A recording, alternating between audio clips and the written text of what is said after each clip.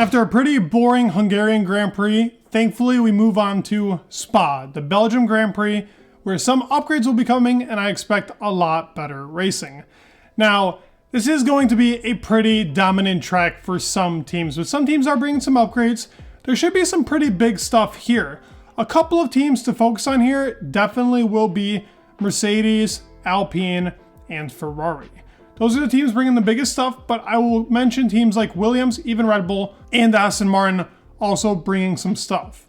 Right before I get into it, I just wanted to thank you all genuinely for subscribing, for liking, and if you haven't, please do it. It would mean the world for me. It makes my day. You guys are the best. We're so close to 7,000. Crazy, crazy number. Thank you all so much for supporting the channel. It means the world. It means the world. Let's get started with Williams. That was the team I first wanted to start off with. So the Williams squad, they had a very good Silverstone. I would actually say their Hungary wasn't as bad as I thought it would be because Albon actually finished 11th, which is a very impressive feature from that Williams team. With a car that doesn't have much, as I would say, downforce. They are a very loose in the wind type of car. I guess that's the best way I can describe it. They don't have much drag, but they don't have like any downforce. So they are bringing something here, but supposedly the part that they're bringing was also used in Silverstone and some track-specific stuff. So I expect this car to be actually pretty fast here. This could be another point-scoring opportunity for Albon because this track really relies on straight-line speed and low drag. Now, obviously, you have high-speed corners, which sometimes in qualifying are now practically full throttle. So let's see where that essentially stands for the Williams squad, but I expect a strong Grand Prix from them. A new front wing is coming, but that new front wing was also used in Silverstone. So let's see. They're talking about really moving on to the FW46, which is the next car coming in 2024. And speaking of 2024, Red Bull has also moved on from there. This last kind of horizontal pod with barely any real side pod to it, very minimalistic. They are not bringing any more parts for this year, and they are moving on to their 2024 car, which is the RB20. This car's already a beast. This will probably be their best track of the year, in my opinion. It has all the strong suits for that Red Bull, so why even bring parts here? They could have the exact same car they had from Bahrain and still, I think, smoke everybody here. So let's see how Red Bull performs. No more parts. That is a very big bright side for us as fans, for us as viewers. Not getting any more Red Bull parts. I hope that stays true, but I also just made a video talking about Max Verstappen winning every single race. So let's see where it stands for the Red Bull team. Now moving on to more significant stuff. Now the team that I want to talk about, Alpine, two things to revolve around them. The big upgrade, but something that's also kind of an upgrade that they need to have to their real, I guess, car and engine.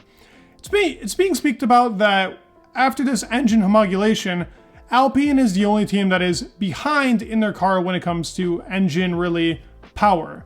In the power, they are essentially missing about 20 horsepower. Now that's a big difference. I mean, if they're missing the 20 horsepower but have the best aero-efficient car on the grid, what does that say about our sport? Because every other team is essentially the same, and the whole entire point of the homologation was to keep our engines similar so that every other team has a chance. Now, it's pretty crazy to me that they're rumored to be 20 horsepower down, but they still can't be a reliable car. Now, I mean, that to me is even more shocking. So what's going to happen? You give it 20 more horsepower. They're just going to be dying out every other race. They're going to be the Ferrari of 2022. But regardless, this needs to happen. Omar and Christian Horner have been discussing about it. They've been talking about actually implementing this into the rules as to Alpine coming back with a better engine, so it's more even in 2024. So that is a big thing and a pretty significant thing for them. But over the next two races, which, I mean, one race passed in Hungary, which they brought in new front wing, they are supposed to bring now a way bigger part. This part is supposed to bring 2/10 to the squad. Omar talks about it. It is a new floor.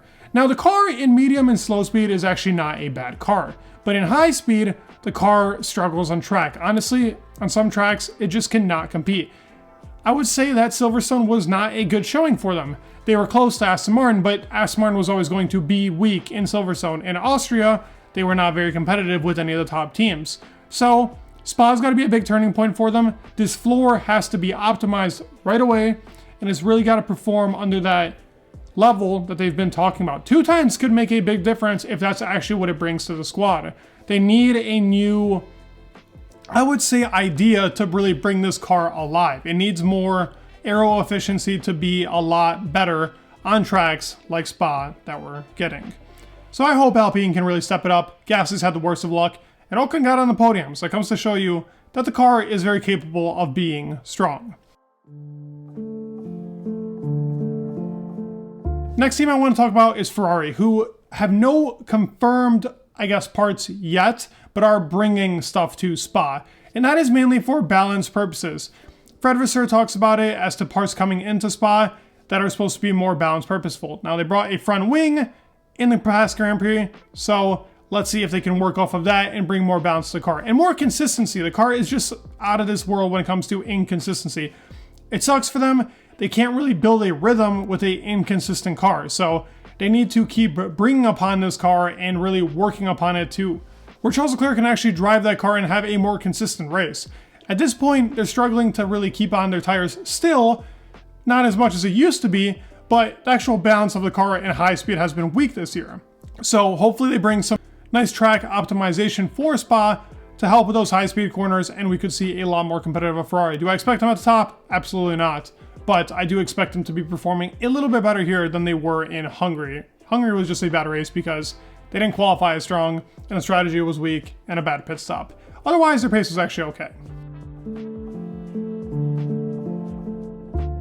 Next team I want to talk about is Aston Martin, which is my team, and they've been definitely struggling on their pace. Where has it gone? Why has it gone so badly? Are they bringing parts? Well, Mike Crack even talked about before Hungary in Silverstone, they were bringing parts to Hungary and to Belgium. Now, what they brought in Hungary was a engine cover, and that was for the cooling. It was a bigger engine cover to help with cooling. And yes, I guess that is a part, if you might say, but there is supposed to be more things coming to this car. I know that a new rear wing is supposedly coming to this car, to where it would be even more DRS efficient and really help them on their drag. Now, the car actually has not been bad on straight line speed, but it's lost everything else. So let's see where the car really stands here. These upgrades are supposed to help upon its less drag, but also helping the car with its balance. So let's see. There's supposed to be big parts coming after the summer break, which I will cover tomorrow. So stand by for that. Big Aston Martin video coming out. Some news reports coming out that I want to cover tomorrow in a full separate video. So stand by on that. Last team I want to talk about that's actually supposedly bringing big parts here is Mercedes. Now, let's talk about the gladiator, James Allison. So since James Allison has been in the team, we haven't had a package that's been fully from him. It was supposed to come in Silverstone, but they brought a front wing to see if that would change the aero efficiency on the car and where it would help it. Now, James in a video specifically talks about the front wing helping in slow and medium speed corners. Now, as we saw in Hungary, the car was actually able to get a pole, but in the race, they are still struggling a lot on race pace and consistency. The inconsistency of the W14 has been its biggest downfall, the Diva 2.0. Now, there were rumored parts that for Britain, or Silverstone in general, that Grand Prix, we were supposed to get a revised engine cover, revised side pods, and a floor. Now, we know in Belgium coming in, there will be a new rear wing, something with more DRS efficiency and better airflow towards its rear. Now, this is a big thing. This is very useful for them, and I'm glad that they're actually finally bringing that part. But what else is coming to this car? Well, like I said, going off of the rumors, going off of what is being spoken, now that James Allison says that we can actually understand the parts because we had it both in Silverstone and in Hungary, they understand these parts.